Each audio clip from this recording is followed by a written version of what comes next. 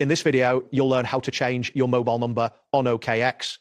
This process will guide you step by step to ensure that your account remains secure while updating your contact information. Begin by navigating to the OKX website, open your preferred web browser and type in okx.com in the address bar, then press enter. Once the website loads, you should see the homepage with various options for trading and account management. Next, locate the profile icon, which is usually found in the upper right corner of the page. Click on this icon to access your account settings.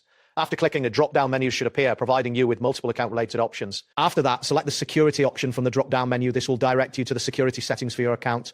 You will know you are on the correct page if you see various security features listed, including options related to your mobile number. Once this appears, look for the section labeled phone number.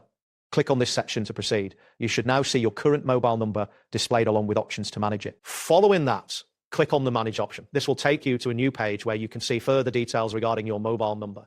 Here you need to be attentive to any prompts or information regarding your current number. Now, click on Change Phone Number. You will be prompted to confirm this action. This confirmation step is crucial as it ensures that you are aware of the changes being made. After confirming, a verification process may begin, requiring you to enter a verification code sent to your current mobile number. During this process, keep in mind that large files or slow internet connections can affect the speed of any verification messages you receive.